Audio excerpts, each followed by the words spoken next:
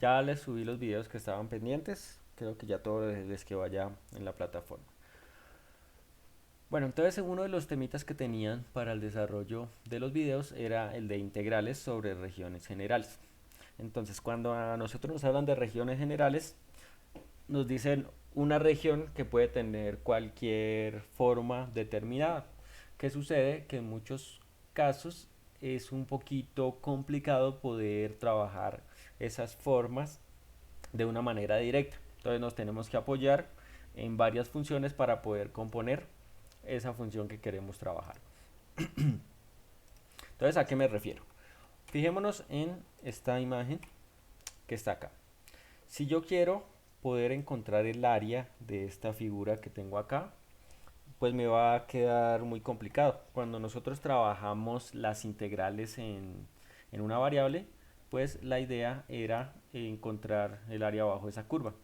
Entonces teníamos ahí la formita de la función y delimitábamos el pedazo a el cual nosotros le queríamos encontrar el área, ¿cierto?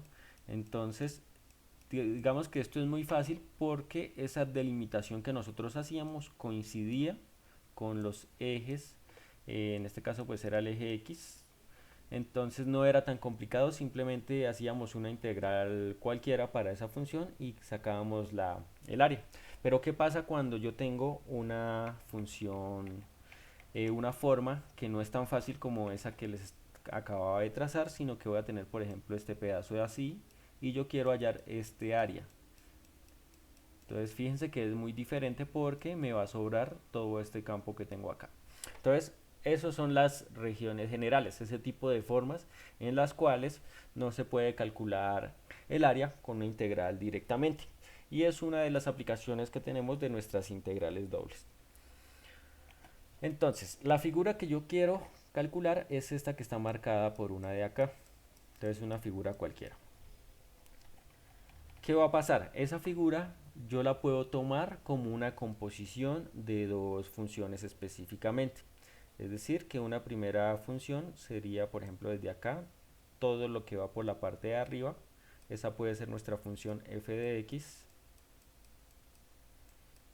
Y otra función, a partir de esos dos puntos, todo lo que va por debajo. Entonces esa sería nuestra segunda función, que nosotros la podemos llamar como hx. Y al hacer esa combinación de las dos funciones puedo encontrar el área de esa figura. Lo típico pues sería encontrar el área bajo la curva de la primera función de f de x y restarle el área bajo la curva de la segunda función, ¿cierto? Entonces puede ser una aplicación directa. Pero como nos vamos a apoyar en las integrales dobles, entonces lo que vamos a hacer es a definir un rectángulo que cubra toda esa figura, que sería esto, ese rectángulo azul que ustedes están viendo ahí. Entonces, ¿qué va a pasar? Al momento en el que yo evalúe esa composición de las dos funciones, recuerden la que yo llamé f de x, que es la que está por encima, y la que yo llamé h de x, que es la que está por debajo, cuando yo la evalúe en los límites que nos indique el ejercicio, si está dentro de la figura, dentro de lo que está ahí en naranjado, nos va a dar un valor cualquiera. Pero si la evalúo en un punto que esté fuera de esa figura, nos tiene que dar igual a cero. Entonces eso es lo que nos está diciendo esta composición que tenemos acá. Si la evaluamos dentro de la región, nos tiene que dar un valor que esté definido en esa función. Si no está definido en esa función, nos tiene que dar cero. Y eso es para todos los puntos que estén por fuera de la región general. Entonces todos esos punticos al momento de evaluarlos en nuestras integrales tienen que ser cero. En cambio, los que estén dentro de la región tienen que dar algún valor determinado, ya sea pues un número positivo, negativo, un número real. Tiene que estar dado en esa región. Si no nos da eso, nos da un cero, es decir, que está por fuera de la región. Y así entendemos lo que son las regiones generales. Más o menos esa es como la explicación de esta parte. Entonces, pues es bastante sencillo. Entonces, fíjense lo que les estaba diciendo. Yo voy a entender esas regiones como una composición de dos funciones específicamente. Entonces miremos esta primera figura que está acá. Entonces mi primera función sería la que está por debajo, que sería esta que les estoy marcando, y fíjense que ahí me están diciendo que esa función se va a llamar g1 de x, y la que está por arriba, que sería por acá, es la que se va a llamar g2 de x. Entonces, haciendo esa composición, yo puedo determinar el área de esa región. Miremos la segunda figura. Entonces, exactamente lo mismo. A partir de un punto va a ser la función g2 y por debajo va a ser la función g1. Y para la última, exactamente lo mismo. Por encima va a ser la función g2 y por debajo va a ser la función g1. Y así podemos encontrar muchas figuras de forma irregular o que no están definidas concretamente, y podemos calcular el área de esas figuras. Entonces esto está muy dado para problemas de optimización. Hace creo que unos cuantos meses o unos cuantos años, Coca-Cola estaba buscando cómo optimizar una lata de gaseosa de esas que venden ellos, de modo que la lata fuera lo más pequeño posible, pero tuviera la mayor cantidad de líquido dentro de esa lata. Entonces, utilizando una combinación entre este tipo de integrales para calcular volúmenes y algo de derivadas parciales, ellos pudieron encontrar una lata que cumpliera con esos objetivos que ellos estaban buscando. Esta parte la utilizan también los ingenieros eh, civiles, creo que es. Sí, los civiles, cuando quieren optimizar el espacio. Entonces, si ellos están haciendo un ejercicio, un edificio, y tienen un espacio muy reducido, entonces necesitan poder encontrar la mayor cantidad de espacio posible en ese terreno reducido. Entonces, pues a punta de integrales y derivadas logran solucionar esos problemas de optimización. Entonces, muchas veces ellos tienen un terreno que se ve pequeño por fuera, pero pueden construir pues departamentos bastante espaciosos. Entonces, digamos que son aplicaciones como tal. En esta figura pues mostramos exactamente eso. Entonces vamos a trabajar con las dos regiones que están definidas para esas funciones, o mejor, esas dos funciones g1 y g2. Y lo mismo que les comenté hace un momento, lo que se evalúe dentro de la región tiene que ser un valor concreto, y los puntos de afuera tienen que ser igual a 0. Entonces miremos un ejemplito de cómo entender esta parte. Bueno, este es el teorema de cómo definimos esas regiones generales. Entonces lo primero que tenemos que hacer es encontrar los límites en los cuales esté definido el x. Eso es a lo que comúnmente se le llama el dominio. Y el rango, que serían los valores en los cuales está comprendido y, pues nos lo van a dar nuestras funciones. Es decir, que el primer límite de y pues va a ser la función de la parte de abajo, y el límite superior de y va a ser lo que está por encima. Y dado eso, pues encontramos la siguiente integral, que es la que están viendo ahí. Entonces recordemos que la del medio es la que se hace primero. En esta vamos a evaluar la función de abajo y la función de arriba. Esos van a ser nuestros límites. Y los valores de x, que serían los externos, son los que nosotros tenemos que hallar a partir de lo que hagamos con esas dos funciones que nos indique el ejercicio o que nos indique el problema en sí. Entonces fíjense que es bastante sencillo. Entonces miremos ahora sí un ejemplo. Nos dice, evalúe, acá esto es pues una región general, simplemente esa D nos indica que es una región cualquiera. Evalúe la integral doble en una región general de la función x más 2y por dA. Entonces el diferencial de área, dado que estamos trabajando con una región, por eso colocamos ahí el dA. Entonces donde D está acotada por las parábolas, ya me están dando información de que y está definida por dos parábolas. Recordemos que las parábolas son las que tienen como esa forma de 1. Entonces acá, según esa forma, nos están dando una región más o menos de este tipo. Entonces lo que tenemos que calcular es el área dentro de esa región conformada por las dos parábolas. Entonces, el primer pasito que vamos a hacer es a igualar las dos yes o las dos funciones, y esto lo hacemos con el fin de poder determinar en de qué espacio a qué espacio en x van nuestras integrales. Entonces lo que queremos hacer es encontrar el dominio de esa función, es decir, los valores de los límites en x, y para eso es que igualamos las dos funciones. Es decir, que esto va a ser igual 2x al cuadrado y igual a 1 más x al cuadrado. Entonces iguale esta y con esta y, nada más es eso. Y de ahí que nos queda despejar el valor de x. Bueno, me equivoqué acá. Esta y es del ejercicio, no es una y ahí. Esta no va. Ahora sí. Entonces me queda 2x cuadrado igual a 1 más x cuadrado. Entonces despejamos x de ahí. Esta x se está sumando, pasa al otro lado a restar. Nos va a quedar igual 2x al cuadrado menos x cuadrado igual a 1. Es una función o una ecuación cuadrática, pero esta pues la podemos despejar directamente. 2 menos 1, fíjense que yo tengo términos semejantes ahí, me va a quedar igual a 1x al cuadrado, y eso va a ser igual a 1. Entonces para poderme quitar ese cuadrado simplemente saco la raíz y la raíz de 1. Recordemos que la teoría de matemáticas nos dice que una raíz tiene dos respuestas, una positiva y una negativa. Es decir, que esto va a ser igual a más menos 1. Y estos son los valores que a mí me indican los límites de x. Es decir, que en x nuestra integral va a ir desde menos 1 hasta 1.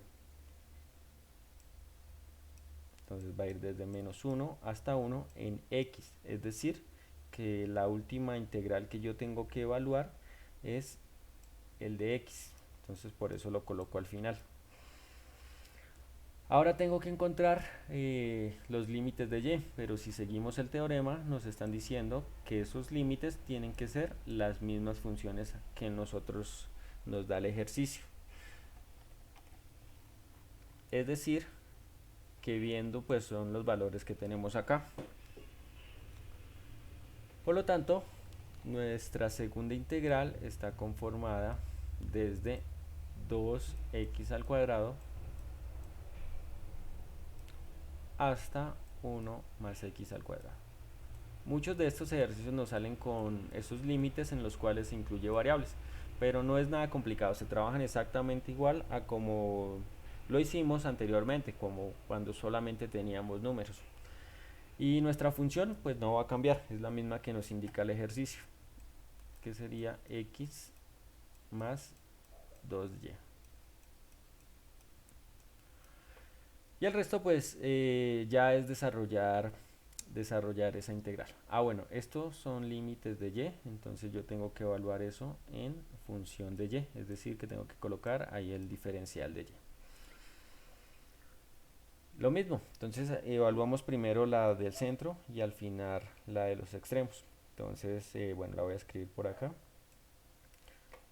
Entonces la primera integral, que es la del centro, nos queda igual de 2x hasta 1 más x cuadrado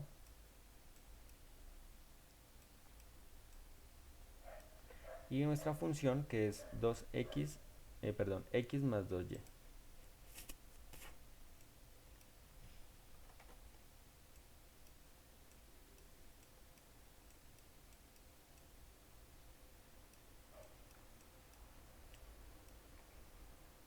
Y estoy evaluando esto en términos de y. Y estoy evaluando esto en términos de y, entonces pues el diferencial de y.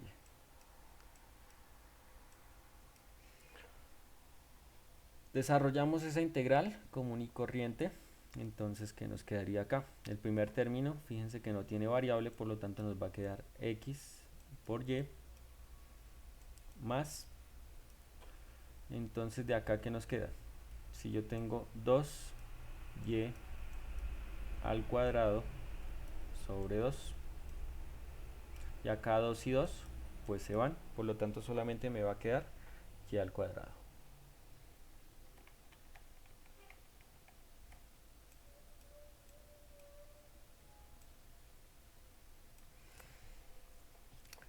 Y esto lo tengo que evaluar entre 2x cuadrado y 1 más x cuadrado. Entonces, ojo que estoy trabajando en términos de y, por lo tanto esa evaluación yo la hago en los valores que tengo ahí de y. Común y corriente, como si estuviéramos trabajando con números. Entonces voy a reemplazar primero el límite de arriba, que sería este, acá en donde tengo y. Entonces va a ser igual a x que multiplica 1 más x cuadrado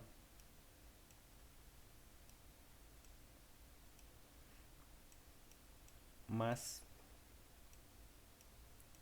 1 más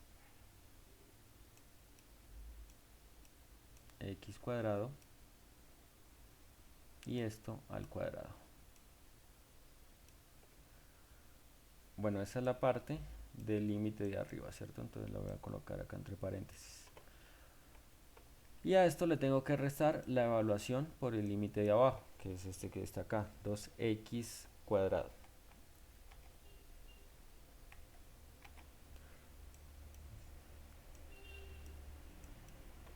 Entonces lo mismo, la función resultante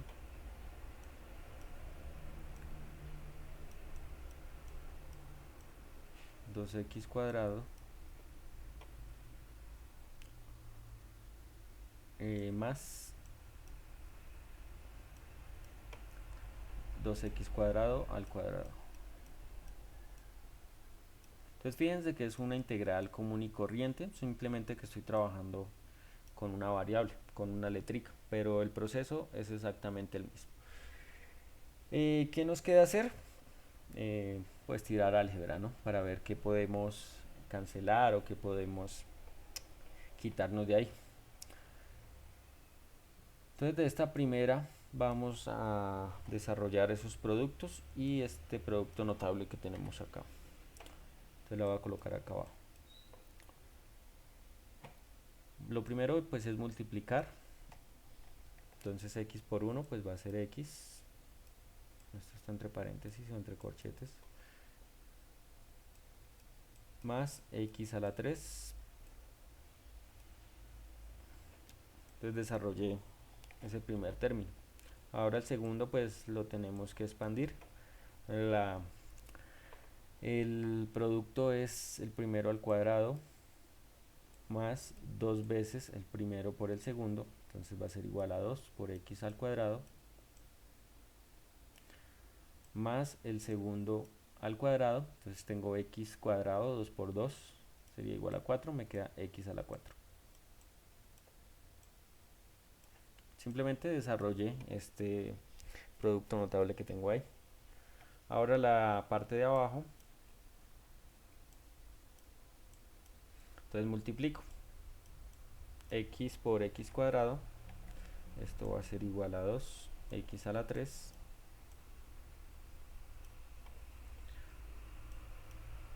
más pues acá tengo que elevar todos los términos al cuadrado, entonces 2 al cuadrado pues es 4 y x cuadrado al cuadrado pues es x a la 4.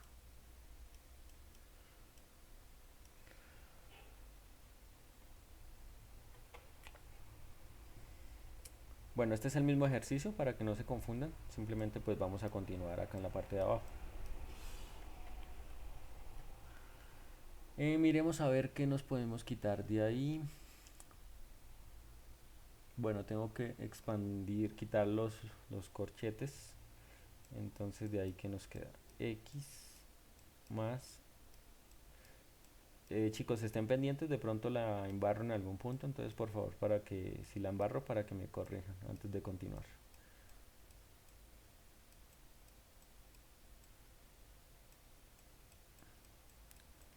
Y fíjense que yo tengo acá un signo negativo, por lo tanto me cambia todo lo que esté dentro de ese corchete.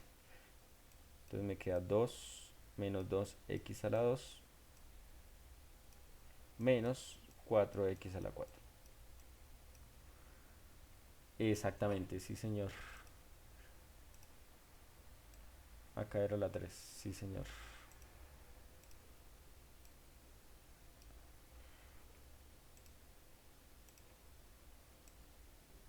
Sí, entonces eso es a lo que me refiero. A veces me como algún valor o algún exponente. Entonces acá es x a la 3 y este sí es x a la 4. Miremos qué podemos cancelar. Entonces acá tenemos, por ejemplo, x a la 4 menos 4x a la 4, como para colocarlos en orden. Entonces este primer término va a ser menos 3x a la 4. Miremos el otro término. Entonces tengo x a la 3 y menos 2x a la 3. Entonces esto va a ser menos, menos x a la 3. Acá tengo, bueno, no hay más x a la 2, entonces ese lo colocamos tal cual. Más 2x a la 2.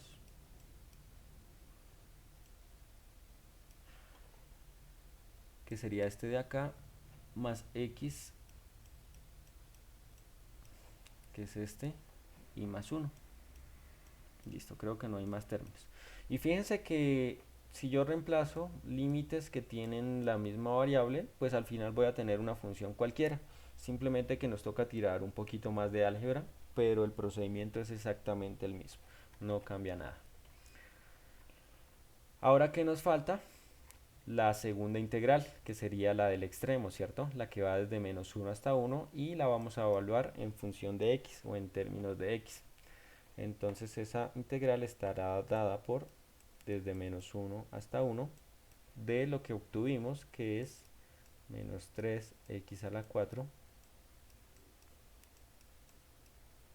menos x a la 3 más 2x al cuadrado más x más 1. Y todo esto lo tenemos que hacer en función de x. Entonces multiplicamos por un de x. Entonces pues esta ya nos queda facilita. Pues facilita pero un poco larga, ¿no? Entonces la primera sería igual a menos 3x a la 5 sobre 5 menos x a la 4 sobre 4 más 2x a la 3 sobre 3 x a la 2 sobre 2 y la última más x. Y esto lo tengo que evaluar entre 1 y menos 1. Entonces, bueno, vamos a evaluarlo. Acá más que nada, pues como para ahorrar cálculos, lo ideal es tener una calculadora a mano, ¿cierto? Entonces menos 3, 1 a la 5 sobre 5 menos 1 a la 4 sobre 4 más 2 por 1 a la 3 sobre 3 más 1 al cuadrado sobre 2 más 1 menos, entonces lo mismo pero ahora con el menos 1, entonces menos 3 a la menos 1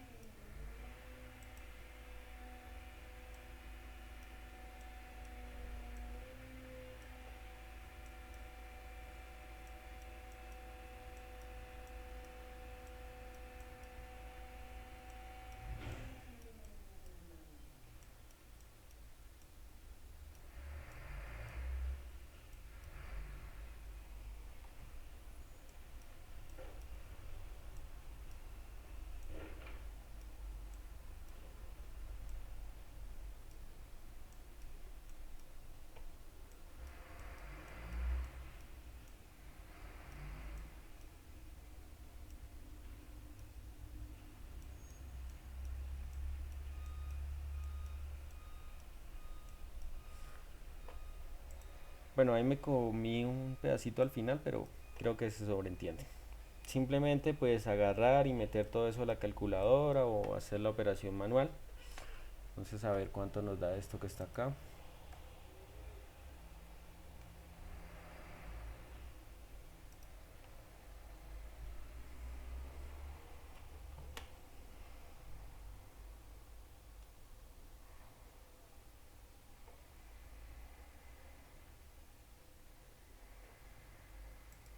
Y en general la respuesta final cuánto nos da. 2,13. Bueno, yo les creo. 2,13. Entonces fíjense que al final a lo que llegamos es a un número cualquiera. Sí. Ah, bueno. Bueno, porque estaba en el libro, ¿cierto? Y fíjense que es facilito, simplemente es una aplicación de las integrales dobles, pero ya con una aplicación específica. Entonces, como les decía, esto es muy utilizado para problemas de optimización, para el tema de la ingeniería civil. También es utilizado en la parte de los espectros electromagnéticos, cuando se quiere definir un área en concreto para un campo eléctrico, para un campo magnético, en el diseño de dispositivos electrónicos como los transistores o los condensadores. También se utiliza esta parte de las integrales en regiones generales. Acá nosotros estamos haciendo cálculos de áreas, pero también se pueden calcular volúmenes siguiendo este mismo patrón. Entonces, pues para no enredarlos mucho con eso, simplemente para que sepan que tiene muchas aplicaciones en la vida cotidiana. Bueno, y el temita de las integrales triples, entonces es exactamente lo mismo que hicimos en la clase pasada. Entonces la integral del centro la evaluamos según ese diferencial. Entonces en el caso que tenemos ahí va a ser con respecto a x, la que sigue con respecto a y la última con respecto a z. Y el proceso es exactamente el mismo que hicimos en el ejercicio anterior. Entonces primero encontramos esa integral del centro, lo que nos dé ahí, le sacamos la integral del medio y lo que nos dé en esa integral, pues lo hacemos con la integral exterior o la integral de afuera. Entonces miremos el siguiente ejemplo. Ah, bueno, esto pasa lo mismo que hablamos en la clase pasada. A veces nos dan los límites en esta definición. Entonces la tarea de nosotros es poder definir cómo las organizamos, siempre y cuando respetemos los límites que nos está dando el ejercicio. Entonces si yo quiero al final dejarlo de x y trabajar primero lo de y y luego lo de z, lo puedo hacer. O siguiendo ese orden que nos daba esta ecuación, primero lo de x y así hacia afuera. Entonces organicémoslo de esa manera a ver cómo nos queda. En la integral del medio, la más central, sería igual. Entonces los límites en x nos están diciendo que va desde 0 hasta 1. Entonces desde 0 hasta 1 de nuestra función, que es esta que tenemos acá. Ah, bueno, esta notación de integrales triples se le suele colocar esta b mayúscula para indicar que ya estamos en otra variable. Es decir, que ya no estamos trabajando con un área determinada, sino con un volumen. Dependiendo del libro que ustedes encuentren, pues van a tomar una letra diferente. Pero la idea es que cuando tenemos integrales triples ya estamos trabajando con volúmenes o con planos en el espacio, bueno, etcétera. Entonces de 0 hasta 1 de nuestra función, que sería x por y por z al cuadrado. Entonces es una función de tres variables. Y tengo que colocar, escribimos mejor esto, x, y z al cuadrado. Y coloco mi diferencial de x porque fue los límites que escribí primero. Ahora hagamos los de y. Entonces nos quedaría desde menos 1 hasta 2. Y esa es la segunda integral. Entonces tiene que ir el diferencial de y. Y el último pues sería el de z, que igual desde 0 hasta 3 por el diferencial de z. Y listo, el mismo procedimiento que hemos venido realizando para integrales. Entonces voy a irlas haciendo uno por uno.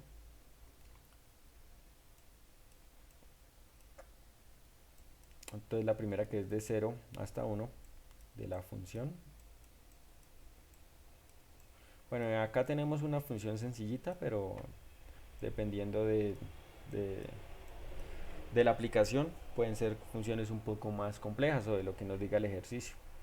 Entonces esa integral la estoy evaluando en función de x, por lo tanto nos va a quedar como x al cuadrado y z cuadrado sobre 2. Y esto va a estar evaluado entre 0 y 1. Fíjense que cuando haga la integral en 0, pues nos va a dar 0, por lo tanto simplemente la evaluamos en 1. Entonces reemplazo ese 1 en x, por lo tanto la solución de esto al final va a ser y por z cuadrado sobre 2. Ahora este término que acabé de obtener lo voy a meter en la segunda integral.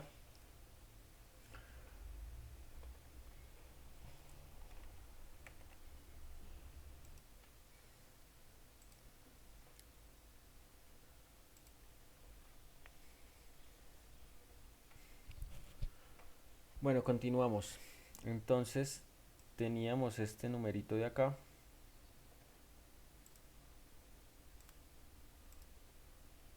Este valor ahora lo vamos a integrar en la segunda integral que teníamos ahí. Entonces nuestra segunda integral iba desde menos 1 hasta 2, que es la de y, de la función resultante, que es y z cuadrado sobre 2, y esto va bueno, por el de y. Entonces sacamos la integral, sería igual a y al cuadrado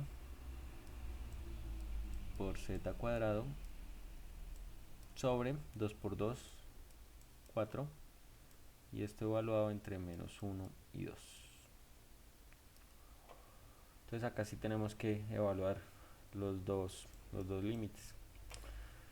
Entonces el primero va a ser igual 2 al cuadrado, que sería 4, evaluando directamente z al cuadrado sobre 4. Entonces fíjense que 4 y 4 se cancelan. Entonces de ahí solamente nos va a quedar z al cuadrado.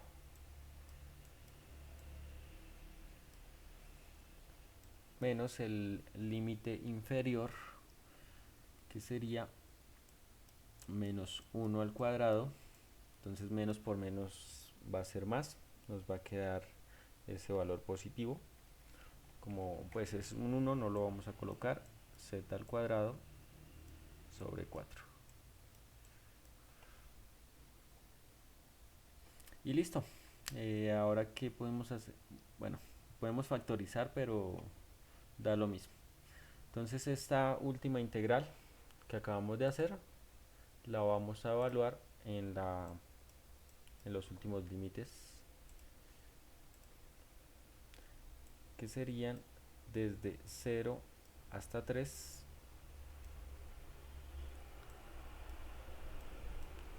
por el diferencial de z. Entonces nuevamente nos quedaría z al cubo sobre 3 menos z al cubo sobre, en este caso va a ser 3 por 4, 12. Y esto lo tenemos que evaluar entre 0 y 3. Entonces esto va a ser igual, sería 3 al cubo, nos da 27.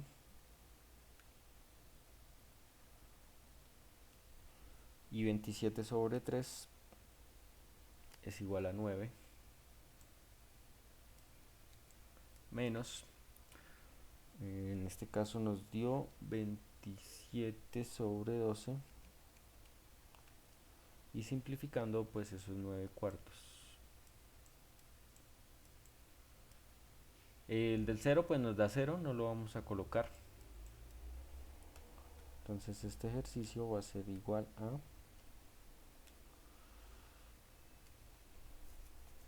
6.75.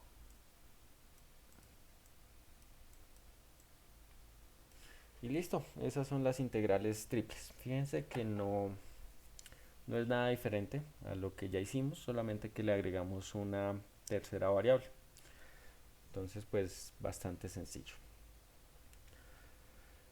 Listo chicos, dudas, preguntas, inquietudes.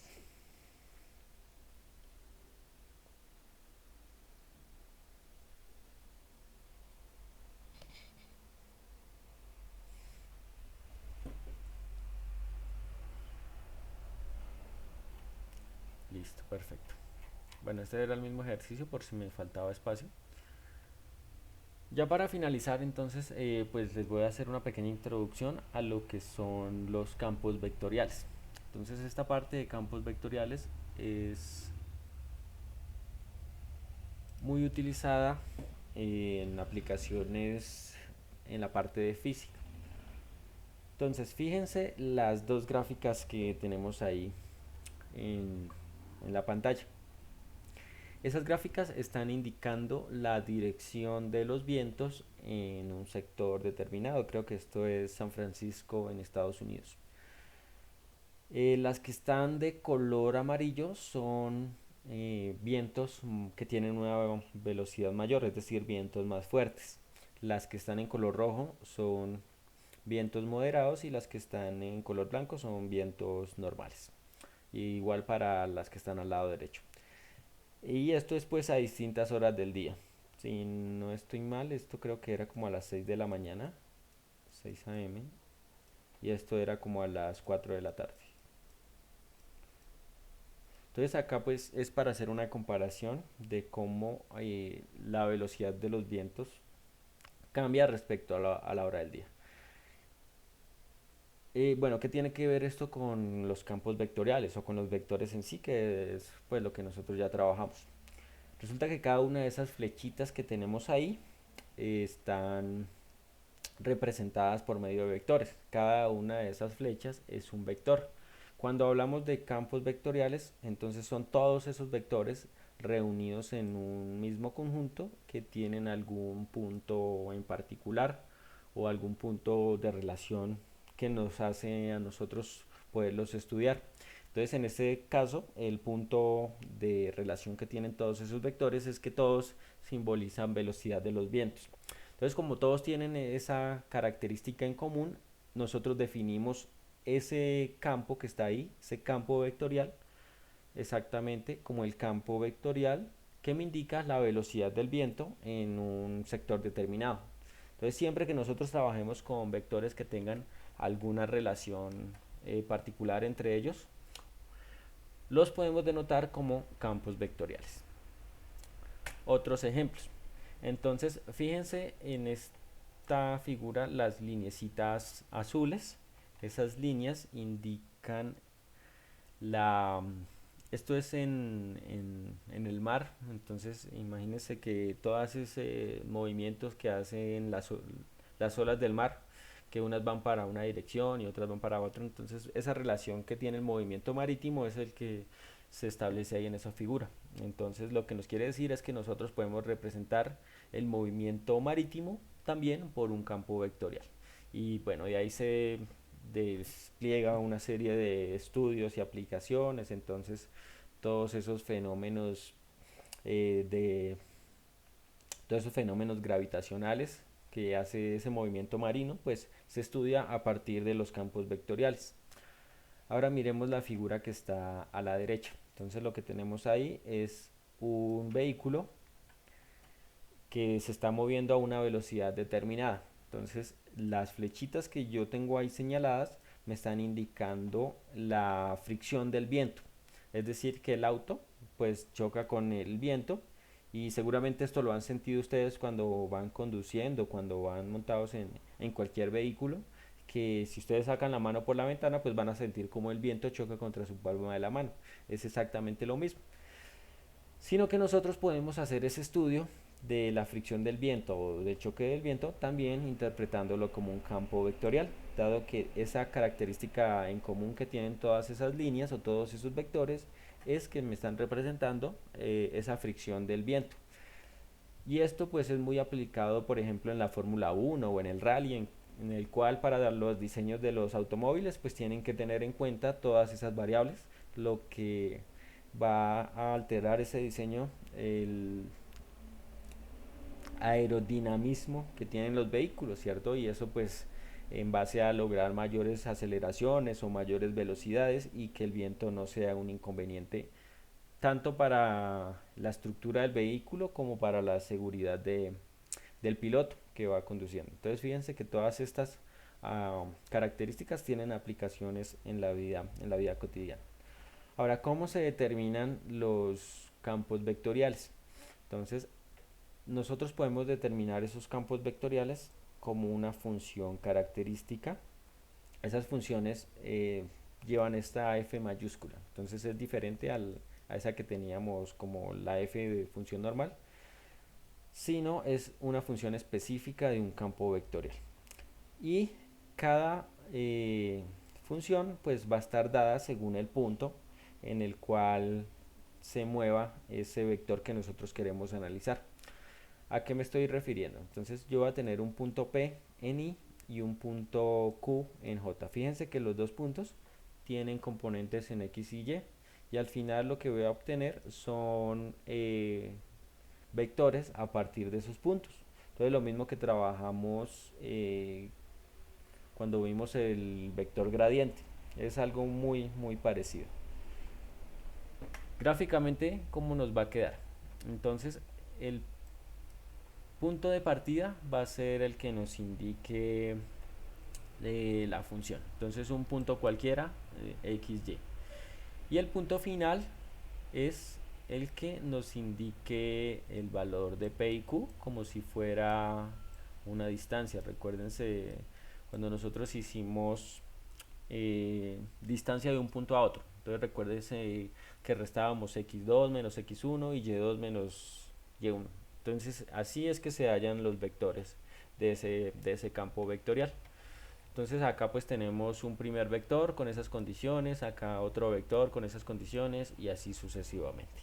Entonces pues esto digamos que no es complejo en la base de cómo entenderlo, pero fíjense que de este análisis sencillo, ya conociendo pues todo lo que hemos trabajado, tienen un montón de aplicaciones. Esto para un vector en 2 dimensiones.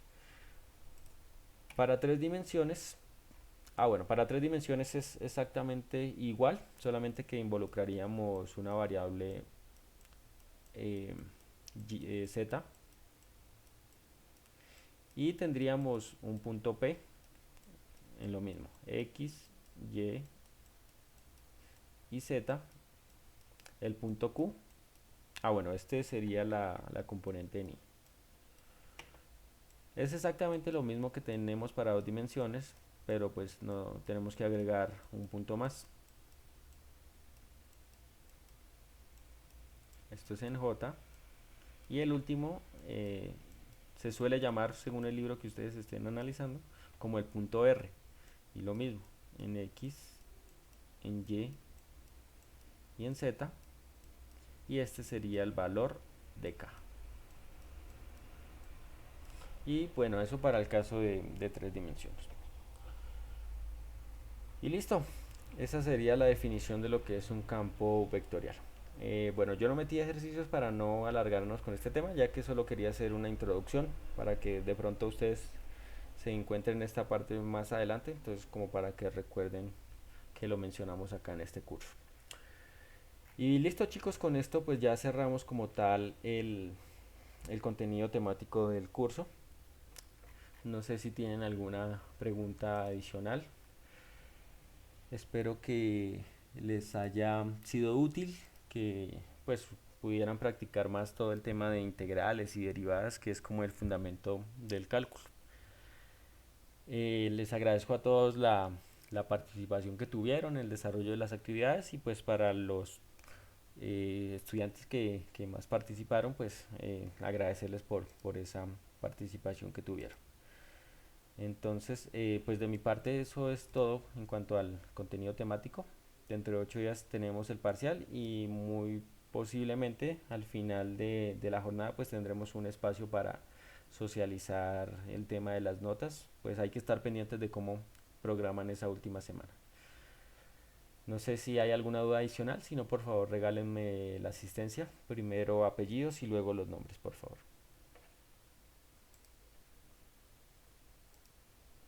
Me falta calificar los videos, entonces apenas tenga todo, se los voy a subir directamente al Academusoft para que los miren en estos días. Entonces ya creo que todos me enviaron los videos, entonces de acá en estos días les subo todas esas notas. ¿Quién sabe?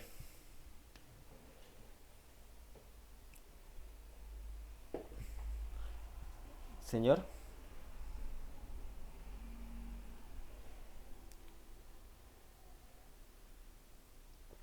¿me hablas un poquito más duro que casi no te escucho? Sí,